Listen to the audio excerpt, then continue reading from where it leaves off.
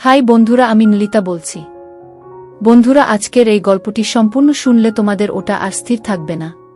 কথা দিচ্ছি, শেষে গিয়ে তোমাদের ওটা অনেক হালকা লাগবে। তো চলুন আসল গল্পে চলে যাই। প্রতিদিন রাতে আমার দেবরের ঘর থেকে বিভিন্ন আবেগপূর্ণ আওয়াজ শোনা যেত। সেই আওয়াজগুলো শুনে আমার মনেও এক অদ্ভুত কৌতূহল সৃষ্টি হতো। একদিন কৌতূহল সামলাতে না পেরে আমি তাদের ঘরের জানালার কাছে গিয়ে সবকিছু দেখতে শুরু করলাম। সেই মুহূর্তে যা দেখলাম তাতে আমার মন অবাক হয়ে গিয়েছিল। তখন দেবরকে দেখে আমার হৃদয়েও এক অদ্ভুত অস্থিরতা সৃষ্টি হয়েছিল। সেই অভিজ্ঞতা আমাকে ভীষণভাবে নাড়া দিয়েছিল। এখনও সেই মুহূর্ত আমার মনের গভীরে জায়গা করে আছে এবং তা আমি সহজে ভুলতে পারছি না। সবকিছু দেখে আমার আবেগকে নিয়ন্ত্রণ করা খুব কঠিন হয়ে গিয়েছিল। তখন আমি একটি সিদ্ধান্ত নেই। সেদিন বাড়িতে অন্য কেউ ছিল না। রাতে আমি ভাবির বিশেষ পোশাক পরে দেবরের ঘরে চলে যাই। তারপর রাত গভীর হলে দেবর আমাকে তার হ্যালো বন্ধুরা, আমার নাম প্রিয়া। আমি দেখতে খুবই সাধারণ হলেও আমার জীবন একটু অন্যরকম। আমি একটি মধ্যবিত্ত পরিবারে জন্মেছি। ছোটবেলায় গ্রামে থাকতাম, যেখানে মানুষজন নিজেদের জীবনের নানা ঘটনা খুব খোলামেলা ভাবে বলত। তখন আমার বয়স ছিল মাত্র 17 বছর। আমাদের মহল্লার মহিলারা নিজেদের জীবনের গল্প বলতে ভালোবাসত। এইসব গল্প শুনতে শুনতে আমার জীবনের পথও বদলে গিয়েছিল। তবে সেই রাতটি ছিল আমার জীবনের এক নতুন অধ্যায়ের সূচনা। আমি ছোট থেকেই কিছু বিষয় নিয়ে অনেক প্রশ্ন করতাম। আমাদের পাড়ার মহিলারা নিজেদের ব্যক্তিগত জীবনের বিষয়গুলো নিয়ে এমন খোলামেলা কথা বলত যে তা শুনলে আমার খুব অস্বস্তি হতো। আমি ভাবতাম, স্বামী স্ত্রীর মধ্যে যা কিছু হয় তা তো একান্ত ব্যক্তিগত, এগুলো নিয়ে এত আলোচনা করার কি প্রয়োজন? এই ধরনের কথা শুনে আমি প্রায় সেখান থেকে সরে যেতাম। আমাদের পরিবারে আমরা 4 জন ছিলাম, আমি, আমার মা বাবা এবং বড় ভাই। আমার ভাইয়ের বিয়ে হয়েছিল ঠিক 1 বছর আগে। আমার ভাবি ছিলেন খুব ভালো মনের মানুষ, কিন্তু তাকে কখনো নিজের ব্যক্তিগত বিষয় নিয়ে প্রকাশ্যে আলোচনা করতে দেখিনি। আমি নিজেও শিক্ষিত ছিলাম এবং সবসময় ভাবতাম কিছু বিষয় ব্যক্তিগত রাখা উচিত। এরপর সময় কেটে গেল এবং একদিন আমার বাবা আমার জন্য একজন পাত্র ঠিক করলেন। পাত্র ছিলেন আমাদের গ্রামেরই একজন, নাম ঈশান। তিনি শিক্ষিত ছিলেন এবং শহরে একটি কোম্পানিতে চাকরি করতেন।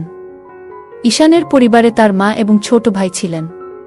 তার ছোট ভাই কৃষিকাজ করতেন এবং কুস্তি লড়তে পছন্দ করতেন। আমার বাবার সিদ্ধান্তে আমার বিয়ে ঠিক হলেও আমাকে পাত্রকে দেখার অনুমতি দেওয়া হয়নি।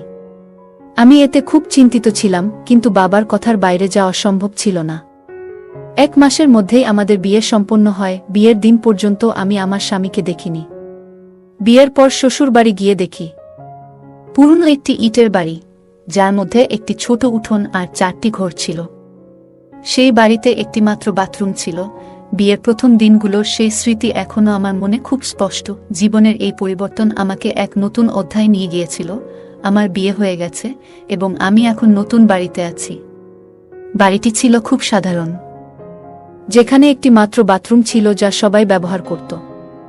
যদিও শুরুতে সবকিছু অস্বস্তিকর মনে হচ্ছিল, আমি মেনে নিয়েছিলাম যে এখন থেকে এটাই আমার নতুন জীবন। পুরো দিনটি নানা কাজে কেটে গেল।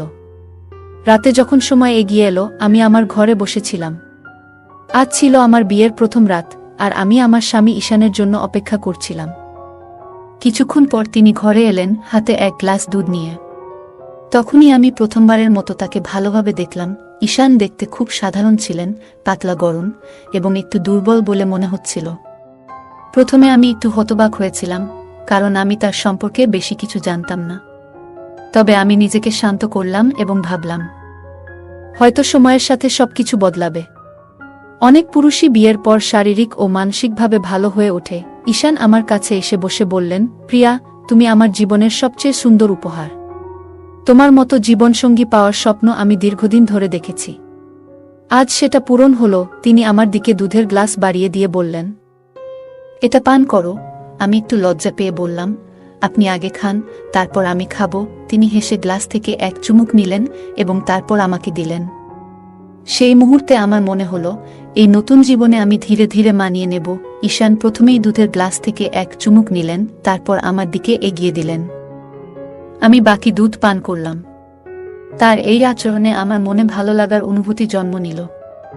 তখন তার ব্যবহার আমাকে সত্যিই মুগ্ধ করেছিল। কিছুক্ষণ পর ঈশান আমার হাত ধরে আমাকে কাছে টেনে নিলেন। আমার মনে এক অদ্ভুত উত্তেজনায় ভরে উঠেছিল, কিন্তু আচমকা তিনি নিজেকে দূরে সরিয়ে নিয়ে ঘুমানোর জন্য শুয়ে পড়লেন। আমি খুবই বিভ্রান্ত হয়ে পড়লাম। আজ ছিল আমাদের বিয়ের প্রথম রাত, এবং আমি এই রাতকে বিশেষভাবে মনে রাখার মতো করে কাটানোর স্বপ্ন দেখেছিলাম। কিন্তু সেই স্বপ্ন মুহূর্তেই ভেঙে গিয়েছিল। আমি বিছানায় শুয়ে রইলাম আর চিন্তা করতে লাগলাম। কিছুক্ষণ পর দেখলাম ঈশান গভীর ঘুমে তলিয়ে গেছেন। আমি তখন নিজেকে শান্ত রাখার চেষ্টা করলাম, তবে মনকে স্থির করতে পারছিলাম না। কখন যে ঘুমিয়ে পড়েছিলাম তা বুঝতে পারিনি। সকালে ঘুম ভাঙতেই দেখলাম সূর্যের আলো ঘর ভরে গেছে। আমি উঠে বাথরুমে গিয়ে ফ্রেশ হলাম। তারপর বাইরে এসে দেখি আমার ছোট ভাবি বাসন মাজছেন। আমি তার পাশে গিয়ে সাহায্য করতে লাগলাম। ভাবি মুচকি হেসে বললেন, প্রিয়া ভাবি, কাল রাতে কেমন কাটল? নিশ্চয়ই খুব আনন্দময় ছিল, তাই না? জাটজিকে বেশি বিরক্ত তো করেনি, বলেই তিনি হাসতে লাগলেন। তার কথা শুনে আমি এক মুহূর্তে নির্বাক হয়ে গেলাম। কি উত্তর দেব তা ভেবে পেলাম না। আমার ভাবির কথাগুলো শুনে মনে একটু অস্বস্তি হচ্ছিল, কিন্তু আমি তার কোনো উত্তর দিলাম না, বরং তার সঙ্গে হেসে হেসে কথা চালিয়ে যেতে থাকলাম। তখন আমি ভাবিকে জিজ্ঞাসা করলাম, তোমার বিয়ে আগে কিভাবে হলো? ঈশান ভাই তো মুবিন ভাইয়ের থেকে বড়, তাই না? ভাবি একটু হাসি দিয়ে বললেন, জাটজি বিয়ের বিষয়ে একেবারেই আগ্রহী ছিলেন না। শাশুড়ির জোরাজুরিতে তার বিয়ে হয়েছিল। তার কথা শুনে আমি একটু থমকে গেলাম।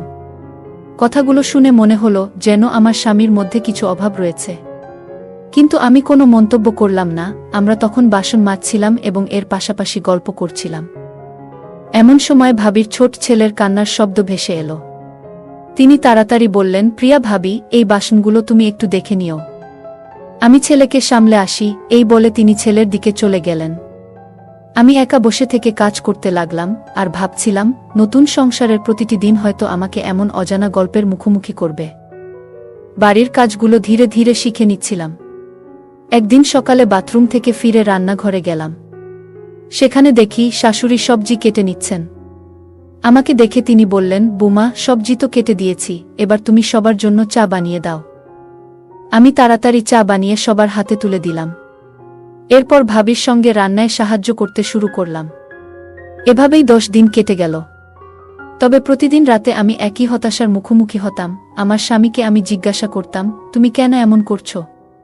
কেন আমাকে সময় দিচ্ছ না? কিন্তু তিনি কোনো উত্তর দিতেন না, মুখ ফিরিয়ে শুয়ে পড়তেন। আমি অনেক চেষ্টা করতাম নিজেকে সামলে রাখার। আমার মনের ভেতর যন্ত্রণা বাড়তে থাকলেও কাউকে কিছু বলার সাহস করতাম না। কিছুদিন পর আমার স্বামী শহরে তার কাজের জন্য চলে গেলেন। আমি তাকে থামানোর চেষ্টা করিনি, কিন্তু মনে একটাই প্রশ্ন ছিল, কেন এই সম্পর্ক এমন হচ্ছে? প্রত্যেক নারী তার স্বামীর কাছ থেকে ভালোবাসা ও যত্ন আশা করে। সংসার সুখে চলার জন্য শুধু অর্থ বা খাবার যথেষ্ট নয়। স্বামী স্ত্রীর মধ্যে এমন কিছু অনুভূতি থাকে যা একজন নারীর মনে সুখ ও পরিপূর্ণতার অনুভূতি নিয়ে আসে। কিন্তু আমার স্বামীর মধ্যে সেই চেষ্টার অভাব আমি স্পষ্ট দেখতে পাচ্ছিলাম। আমি চুপচাপ সময় কাটিয়ে দিলাম আর মনে মনে ভাবলাম, হয়তো সময়ের সাথে সবকিছু ঠিক হয়ে যাবে। বিয়ে করার পর প্রত্যেক মেয়ে ভাবে তার নতুন সংসার তার জীবনের সবচেয়ে সুখময় অধ্যায় হবে। আমিও তাই ভেবেছিলাম, কিন্তু সময়ের সঙ্গে সঙ্গে বুঝলাম আমার স্বপ্নগুলো এক এক করে ভেঙে যাচ্ছে। আমার স্বামী ঈশান কাজের জন্য শহরে চলে গেলেন। আমি চুপচাপ তাকিয়ে রইলাম। মনে হচ্ছিল যেন জীবনের সব আশা ধীরে ধীরে ফুরিয়ে যাচ্ছে। শ্বশুর বাড়িতে আমি একাই 6 মাস কাটিয়ে দিলাম। এই 6 মাসে আমার স্বামী মাত্র 10 দিনের জন্য বাড়ি এসেছিলেন, তাও যেন তার মধ্যে কোনো আগ্রহ ছিল না। আমার মন ভেঙে যাচ্ছিল, কিন্তু কাউকে কিছু বলতে পারিনি। নিজেকে শান্ত রাখার চেষ্টা করছিলাম। তবে এ সময় এক বিষয় খুব খারাপ লাগত। আমার ছোট ভাবিকে দেখে আমার মনে ঈর্ষা হতো। তার স্বামী একজন পরিশ্রমী কৃষক এবং শারীরিকভাবে খুবই শক্তিশালী। তাদের দাম্পত্য জীবন সুখে ভরা ছিল। একদিন আমি শাশুড়িকে বললাম, মা, আমি একবার আমার বাপের বাড়ি যেতে চাই। তিনি অনুমতি দিলেন। পরদিন সকালে আমার দেবর আমাকে বাপের বাড়ি পৌঁছে দিয়ে নিজে আবার ফিরে গেলেন। বাপের বাড়িতে পৌঁছানোর পর মা ও ভাবি আমার কাছে জানতে চাইলেন, শ্বশুরবাড়ি কেমন? তোমার সেখানে সময় ভালো কাটছে তো? আমি চুপ করে রইলাম। কি বলবো বুঝতে পারছিলাম না। আমার মনের কষ্ট কাউকে বোঝাতে পারছিলাম না। বাপের বাড়িতে গিয়ে সবাই যখন আমার শ্বশুরবাড়ির খোঁজ খবর নিতে লাগলো, আমি মুখে হাসি রেখে বললাম, সব ঠিক আছে, কিন্তু যার ঠিক থাকার কথা সেই ঠিক নেই। এ কথা কারো সঙ্গে বলার সাহস হয়নি। আমি জানতাম এ কথা বললে সবাই কেবল হাসবে। ধীরে ধীরে আমি বাপের বাড়ির মহিলাদের সঙ্গে বসতে শুরু করলাম। তারা নিজেদের জীবনের নানা অভিজ্ঞতা, বিশেষত স্বামী স্ত্রীর সম্পর্কের বিষয়ে খোলাখুলি কথা বলত। আমি তাদের কথা মন দিয়ে শুনতাম, কিন্তু কিছুই বলতাম না। আমার তো বলার মতো কিছুই ছিল না। ওই মহিলারা এমনভাবে তাদের গল্প বলতো যেন সবকিছুই খুব স্বাভাবিক। তাদের কথায় আমার মন কখনো দোলা দিয়ে উঠত, কখনো সইতে না পেরে ব্যথিত হতো। আমি ভাবতাম, ইস, আমার স্বামী যদি আমাকে এভাবে ভালোবাসত। কিন্তু বাস্তবতা ছিল ভিন্ন। আমার মনের ভেতরে যে পরিবর্তন হচ্ছিল তা আমি নিজেও টের পাচ্ছিলাম। বাপের বাড়িতে কাটানো 1 মাসে তাদের কথাগুলো আমার মনে গেঁথে গিয়েছিল। আমি অনুভব করছিলাম আমিও আমার স্বামীর সঙ্গে এক সুন্দর সম্পর্ক চাই, যেখানে ভালোবাসা ও অনুভূতির গভীরতা থাকবে। হঠাৎ একদিন আমার দেবর এসে বলল, চলুন, আপনাকে শ্বশুরবাড়ি নিয়ে যেতে হবে। মা বাবা আনন্দের সঙ্গে আমাকে বিদায় দিলেন। আমি আবার আমার শ্বশুরবাড়ি ফিরে এলাম। কিন্তু ফিরে দেখলাম আমার স্বামী তখনও শহরের বাড়িতে ফিরে আসি। মনটা একটু বিষণ্ণ ছিল। তখন গরমকাল চলছিল এবং এই গরমে ঘরে ঘুমানোর সময়ও তাপমাত্রা অসহ্য লাগছিল। এক রাতে, রাত প্রায় 1টার দিকে, বাথরুমে যাওয়ার জন্য আমি ঘুম থেকে উঠি। দেবরের ঘরের পাশ দিয়ে যাওয়ার সময় আমি একটা অদ্ভুত আওয়াজ শুনতে পাই। প্রথমে কিছুই বুঝতে পারছিলাম না কেন এমন শব্দ হচ্ছে। আমার কৌতূহল বাড়তে থাকে এবং আমি তাদের ঘরের জানালার পাশে গিয়ে একটু উকি দেই। ঘরে হালকা আলো জ্বলছিল, পাখা চলছিল এবং জানালাগুলো খুলে রাখা ছিল তীব্র গরমের কারণে। যে দৃশ্য দেখলাম তা আমার মনের গভীরে একটা ঝড় তুলে দিল। আমি ভেতরে থেকে অবাক হয়ে ভাবছিলাম, কিভাবে এমন একটা দৃশ্য আমাকে প্রভাবিত করতে পারে। নিজের ভেতরে ভীষণ অপরাধবোধ কাজ করছিল, যেন আমি এমন কিছু দেখেছি যা আমার দেখা উচিত ছিল না। আমি সঙ্গে সঙ্গে সেখান থেকে সরে আসি, বাথরুমে যাই এবং তারপর আমার ঘরে ফিরে এসে শুয়ে পড়ি। কিন্তু আমার চোখে আর ঘুম নেই। বিছানায় শুয়ে শুয়ে আমি শুধু ভাবছিলাম, কেন আমি এমন অনুভব করছি। আমার মনকে বারবার বোঝানোর চেষ্টা করছিলাম যে এই ভাবনাগুলো ঠিক নয়। এভাবেই ধীরে ধীরে আমার জীবনের প্রতিদিনের গল্প এগিয়ে যেতে থাকে। এমন ঘটনা প্রায় ঘটছিল। তার কিছুদিন পর আবার আমি সেই একই ঘটনার সম্মুখীন হই। সন্ধ্যার গরম আবহাওয়ায় বাড়ি ভেতরে থাকলেও ঘুমাতে অসুবিধা হচ্ছিল। এক রাতে ঘুম ভেঙে আমি বাইরে এসে বাগানের পাশ দিয়ে হাঁটছিলাম। হঠাৎ একটি ঘরের কাছ থেকে অদ্ভুত শব্দ শুনতে পাই। আমি বুঝতে পারছিলাম না যে এটি কি কারণে হচ্ছে। কৌতূহলী হয়ে আমি জানালার দিকে এগিয়ে যাই। জানালা থেকে ভেতরে উকি দিয়ে দেখি ঘরে হালকা আলো জ্বলছিল এবং পাখা চলছিল। দৃশ্যটি দেখে আমি অবাক হয়ে যাই। দৃশ্যটি আমার মনের গভীরে এক অদ্ভুত অনুভূতি সৃষ্টি করে। আমি দ্রুত সেখান থেকে সরে আসি এবং নিজের ঘরে ফিরে যাই। সকাল হলে আমি আমার ছোট ভাবিকে দেখি একটু অস্বাভাবিকভাবে হাঁটছেন। আমি তার দিকে তাকিয়ে হেসে বললাম, কি ব্যাপার? মনে হচ্ছে শরীরটা ভালো নেই। তিনি লজ্জা পেয়ে বললেন, হ্যাঁ বোন, একটু কোমরে ব্যথা হচ্ছে। আমি মজা করে বললাম, দেখি তোমার স্বামী যেন তোমাকে একটু বেশিই ভালোবাসে। তিনি লজ্জায় মৃদু হেসে বললেন, বুঝলে দিদি, আমার স্বামী দিনভর মাঠে কাজ করে এত পরিশ্রম করেও রাতে আমাকে সময় দেয়। আমি বলি, একটা ক্লান্তি নিয়ে বিশ্রাম নাও। কিন্তু সে বলে, তোমাকে ভালোবাসা ছাড়া আমার দিন শেষ হয় না। এখন আমি কি করি বলো? তার এই কথা শুনে আমার মনে এক ধরনের ঈর্ষা কাজ করল। তবে নিজের আবেগগুলো চেপে রেখে আমি তাকে সান্ত্বনা দিলাম। সেই দিনই তার মায়ের বাড়ি থেকে ফোন এলো। তার মা অসুস্থ, ফলে তাকে সেখানে যাওয়ার জন্য প্রস্তুতি নিতে হলো।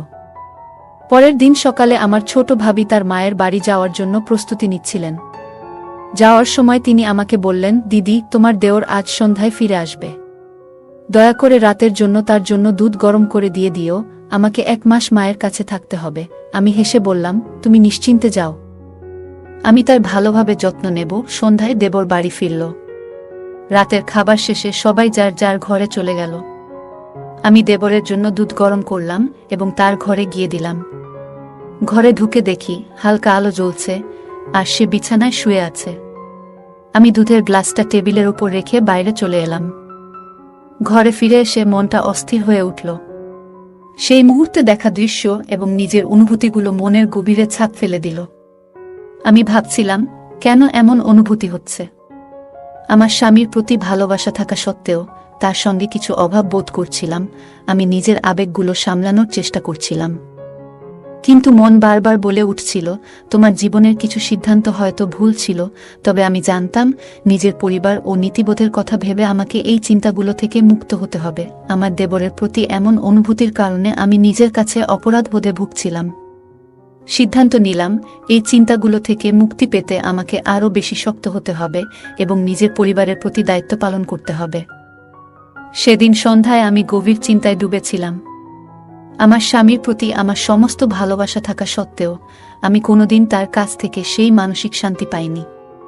মনকে বোঝাতে চেষ্টা করেছিলাম, কিন্তু তৃষ্ণা যেন দিন দিন বাড়ছিল। একদিন পরিস্থিতি এমন হলো যে আমার স্বামীর অনুপস্থিতিতে বাড়িতে শুধু আমি আর আমার দেবর ছিলাম। এক গভীর রাতে হঠাৎ করে একটি নতুন ভাবনা মাথায় এলো। আমি ভেবেছিলাম, যদি দেবরকে আমার দুঃখের কথা খুলে বলি। অনেক ভেবেচিন্তে আমি তার সাথে কথা বলার সিদ্ধান্ত নিলাম। রাতে আমি আমার ঘরে বসেছিলাম। সাহস সঞ্চয় করে আমি দেবরের ঘরে গেলাম। সে প্রথমে হতবাক হয়ে গেল। আমি তাকে বুঝিয়ে বললাম যে কতটা একাকিত্বে ভুগছি। দেবর শান্তভাবে আমার কথা শুনল। কিছুক্ষণ পরে সে আমাকে সান্ত্বনা দিতে শুরু করল। সেই রাত ছিল অন্যরকম। কথোপকথনের মধ্য দিয়ে আমরা একে অপরকে বুঝতে শুরু করলাম। ধীরে ধীরে আমাদের মধ্যে একটি অদ্ভুত অনুভূতি কাজ করতে লাগল। কিন্তু সেই মুহূর্তেই আমার মনের মধ্যে দ্বিধা জন্মালো। এটা কি ঠিক হলো? পরবর্তী দিনগুলোতে আমি অনুভব করলাম, আমার ভেতরে এক ধরনের অপরাধবোধ কাজ করছে। তার মধ্যেই একদিন রাতে যখন আমি দেবরের ঘর থেকে বের হচ্ছিলাম, তখন আমার শাশুড়ি আমাকে দেখে ফেললেন। তিনি আমাকে কিছু বলেননি, কিন্তু তার চোখে সন্দেহের আভাস স্পষ্ট ছিল। পরদিন তিনি সরাসরি আমাকে প্রশ্ন করলেন, তুমি এত রাতে দেবরের ঘরে কেন যাও? আমি তার প্রশ্নের জবাব দিতে পারছিলাম না, কিন্তু তিনি আমাকে বকাঝকা শুরু করলেন। শেষ পর্যন্ত আমি বললাম, মা, আপনি জানেন যে আপনার বড় ছেলে আমাকে কোনোদিন সঠিক ভালোবাসা দিতে পারেনি। আমি এই সম্পর্কের প্রতি বিশ্বস্ত থাকার চেষ্টা করেছি, কিন্তু আমি একা থাকতে থাকতে ক্লান্ত হয়ে পড়েছি। আমার কথা শুনে তিনি কিছুক্ষণ চুপ থাকলেন। তারপর বললেন, আমি তোমার কথা বুঝতে পারছি, কিন্তু এমন কোনো কাজ করো না যা আমাদের পরিবারের মানসম্মান নষ্ট করে। আমার বিয়ের পর থেকেই আমি একটি অনিশ্চয়তায় বসবাস করতে শুরু করি। স্বামীর প্রতি ভালোবাসা থাকা সত্ত্বেও আমি কোনোদিনই সেই আত্মিক ও মানসিক শান্তি পাইনি। স্বামী সবসময় নিজের কাজে ব্যস্ত থাকতেন, আর আমার প্রতি তার কোনো দায়িত্ববোধের প্রকাশ ছিল না। একদিন আমি আমার শাশুড়ির সঙ্গে আমার এই অসন্তুষ্টির কথা শেয়ার করলাম। আমি বললাম, মা, আপনি হয়তো জানেন না, কিন্তু আমি এই বিয়েতে মানসিক শান্তি পাইনি। একজন নারী তার জীবনে যতটুকু আশা করে আমি ততটুকু পাইনি। আপনি কি জানেন আমি কতটা একাকিত্বে ভুগছি? আমার কথা শুনে শাশুড়ি চুপ হয়ে গেলেন। তিনি বললেন, আমি ভেবেছিলাম সময়ের সাথে সবকিছু ঠিক হয়ে যাবে, কিন্তু এখন মনে হচ্ছে তোমার কষ্ট অনেক গভীর। আমি বুঝতে পারিনি যে তোমার এই পরিস্থিতি এতটা গুরুতর। এরপর কয়েকদিন ধরে শাশুড়ি আর আমার মধ্যে কোনো কথা হয়নি। হঠাৎ একদিন তিনি আমার স্বামীকে ফোন করে সবকিছু জানালেন। স্বামী প্রথমে কিছুই বলল না, কিন্তু তার চোখে মুখে লজ্জার ছাপ স্পষ্ট ছিল। সেই রাতে আমি সিদ্ধান্ত নিলাম যে এই সম্পর্ক থেকে বেরিয়ে আসব। পরদিন সকালে আমি আমার ব্যাগ গুছিয়ে নিজের বাড়ি ফিরে এলাম। বাড়িতে পৌঁছে আমি আমার মনের সব কথা আমার মা এবং বড় ভাবির কাছে বললাম। তারা আমার দুঃখ শুনে খুবই মর্মাহত হলেন। ভাবি শাশুড়িকে ফোন করে আমার পরিস্থিতি নিয়ে কথা বললেন এবং তাদের সিদ্ধান্তের সমালোচনা করলেন। এরপর আমার পরিবার সিদ্ধান্ত নিল যে আমার জন্য একটি নতুন জীবন শুরু করা উচিত। কিছুদিন পর আমার ভাই এবং বাবা একটি নতুন সম্পর্কের প্রস্তাব নিয়ে এলেন। একজন সুদর্শন এবং সদয় স্বভাবের মানুষ আমার জীবনে এলো। আমার জীবনে অনেক ওঠাপড়ার পর অবশেষে একটি নতুন অধ্যায় শুরু হয়। আমার বিয়ে হয়েছিল একজন দয়ালু এবং দায়িত্বশীল মানুষ, আমনের সঙ্গে। আমনের প্রথম স্ত্রী 6 মাস আগে এক মর্মান্তিক দুর্ঘটনায় মারা যান। তার পরিবারে তার মা, বাবা এবং ছোট একটি বোন ছিল, যে খুবই মিষ্টি স্বভাবের। আমার বিয়ের 15 দিনের মাথায় আমি নতুন শ্বশুরবাড়িতে প্রবেশ করি। আমন একজন সৎ এবং প্রতিষ্ঠিত মানুষ। তিনি তার অফিসে উচ্চপদে কাজ করেন। তার ভালোবাসা এবং যত্নে আমার মনে শান্তি আসতে শুরু করে। আমার শ্বশুরবাড়ির মানুষগুলোও আমাকে খুব স্নেহ করতেন। ধীরে ধীরে আমার পুরনো জীবনের দুঃখগুলোকে ভুলে গিয়ে আমি নতুন জীবনে মেতে উঠি। আমার স্বামী আমার প্রতি সবসময় যত্নশীল ছিলেন এবং আমাকে সেই ভালোবাসা দিয়েছিলেন যা একজন স্ত্রী তার স্বামীর কাছ থেকে আশা করে। আমিও তাকে পুরো মন থেকে ভালোবাসতে শুরু করি। জীবনের নতুন অধ্যায়ে এসে আমি উপলব্ধি করলাম, যখন জীবনে প্রকৃত ভালোবাসা এবং সঠিক দিক নির্দেশনা থাকে, তখন কোনো ভুল পথে হাঁটার প্রয়োজন হয় না। আমি সুখের জীবন কাটাতে শুরু করলাম এবং আমার ভেতরের সমস্ত হতাশাকে পেছনে ফেলে দিলাম। মানুষের জীবনে প্রতিটি স্বপ্ন পূরণের জন্য সঠিক সময় এবং সুযোগ দরকার। একজন নারীর জীবনে বিয়ে একটি নতুন আশা নিয়ে আসে, কিন্তু সেই আশা যদি পূর্ণ না হয়, তখন সে এক ধরনের ভাঙন অনুভব করে। অনেক সময় পরিস্থিতি মানুষকে ভুল পথে নিয়ে যায়, তবে এটা মনে রাখা উচিত, সঠিক সিদ্ধান্তই জীবনকে সুন্দর করে তুলতে পারে। অনেক সময় পরিস্থিতি মানুষকে ভুল পথে নিয়ে যেতে পারে, কিন্তু সঠিক সিদ্ধান্ত নিলে সেই ভুল পথ থেকে বেরিয়ে আসা সম্ভব। এটি দেখায় যে ভুল কখনো চূড়ান্ত নয়, বরং এটি সংশোধনের সুযোগ দেয়। গল্পের চরিত্রটি তার নিজের উপর বিশ্বাস রেখে নতুন জীবনের জন্য প্রস্তুতি নিয়েছে। এটি আমাদের শেখায় যে নিজের প্রতি বিশ্বাস এবং আত্মবিশ্বাস জীবনকে এগিয়ে নিয়ে যায়। গল্পটি আমাদের জীবনের নানা দিক সম্পর্কে নতুন উপলব্ধি দেয় এবং অনুপ্রেরণা যোগায়। এটি দেখায় যে সঠিক দৃষ্টিভঙ্গি এবং দৃঢ় মনোবল থাকলে যে কোনো চ্যালেঞ্জকে জয় করা সম্ভব। বন্ধুরা, এই ছিল আমাদের আজকের গল্প। আপনাদের গল্পটি কেমন লাগলো জানাতে ভুলবেন না। আপনাদের প্রতিটি কমেন্ট আমাদের উৎসাহ দেয়। গল্পটি ভালো লাগলে লাইক, শেয়ার এবং সাবস্ক্রাইব করতে ভুলবেন না। ধন্যবাদ।